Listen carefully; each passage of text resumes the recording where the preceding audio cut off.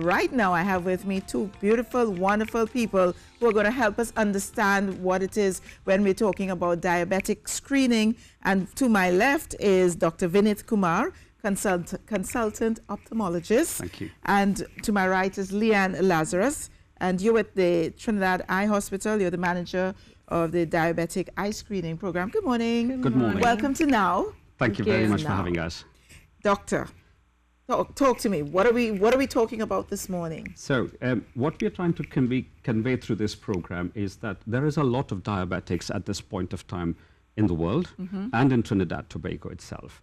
So world across, we have about 450 million diabetics, which is increasing significantly. Within Trinidad and Tobago, we understand that there are roughly about 200,000 diabetics in a 1.3 million population. That is effectively 1 in 6 to 7 of people in Trinidad and Tobago is a diabetic. Diabetics, when they have the disease, we understand it's difficult to control and look after themselves. But their eyes are affected if they are not very well controlled. Yes. And we find changes within the eyes, which is called as diabetic retinopathy. Doctor, do you have the slides to support these? Is this what you would like us to throw? You guide us, and if you want us to share the slides with the public to help them understand a little better, just let us know. Yeah. I've got the slides submitted. No, we have it. Okay, that's okay. So the slides are something that we are happy to communicate. We are happy to educate the people and the families. So the first slide talks to us about the global epidemic of diabetes all around the world. If we move to the next slide, this is the prevalence and the story of the diabetics in Trinidad and Tobago. And as I highlighted earlier on, there are roughly about 200,000 people in Trinidad and Tobago, and there are plenty more which we don't know. There's a huge rise of obesity as well, as we understand. When we move to the next slide, it gives us an indication of what happens within the eyes. When somebody has been a diabetic for a considerable period of time, they end up having a huge amount of damage to the back of their eyes. Is that what we're seeing now? That what we're seeing is somebody who was able to see to start with, if they've not looked after, land up with a lot of scarring at the back of the eyes, and they've lost eyesight. Yes. And as a consequence, they have lost their independence and being able to get about being productive for themselves. So what we are learning from this is, or I have been working in the UK and been part of the screening program in our region, and UK is one of the countries in the world which has been forefront in this and has run this program and reduced blindness as a consequence of introducing a screening program. And Trinidad High Hospital has brought this to Trinidad and Tobago residents, where we can get people to get their eyes screened, pick up disease very early on, educate people, improve the diabetic control, and thereby reduce going blind actually. Leanne, tell us a bit more about the program that takes place at the eye hospital. Sure. So as Dr. Kumar said, our aim is to reduce preventable blindness due to diabetes. So with screening, we're able to catch changes due to diabetes early. So once we catch those changes early, we'll be able to monitor each diabetic and hopefully prevent them from progressing into a state as we saw in the slides before. Do you find that people are aware and they access it as much as you would like them to? Do you have more demand than you need, or you really want people to come out and check? And is there a regular schedule that people should be checking their eyes? Yes. So once you are diabetic, you should be checking your eyes at least once a year.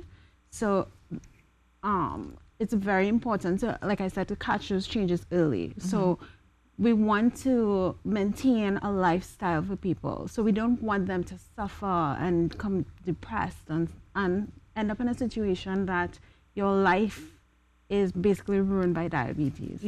So that's our aim, to prevent blindness due to diabetes by early detection of the disease. How do people get in touch with you if they wanted to be part of the program? So they can contact us at 687-3377. So we have 4 locations throughout Trinidad and Tobago, in Marval, Freeport, St. Augustine, and San Fernando. So wherever is convenient for you, we will make an appointment for you. It's like I said, it's very important that you check your eyes once you're diabetic. Is there any level of pain in all of this, doctor, or is it pain-free? It's pain-free. It's very pain-free. You know, it's people tend to think of tests, and I'm afraid of anything with regard to testing and so on. It's a pain-free, and the beauty of this is that it is a non-invasive test where we take photographs of the back of the eyes by putting some drops into the eyes. Once we have photographs, it gives us an idea of what is the state with regards to the retinopathy in the eyes, and we educate everyone with the pictures and tell them if they have no retinopathy, we'll tell them, wonderful, we'll see the back in a year. If you have what is called a sight-threatening retinopathy, then we organize for that person to be seen in the clinic so that an appropriate intervention can be given for that individual to preserve the eyesight. Our ambition out here is to preserve eyesight, and before that is to reduce preventable blindness. And that is our mission. That is what we want to get across to every diabetic out there and the families, because it makes a massive difference, because blindness affects not just the individual and the families as well.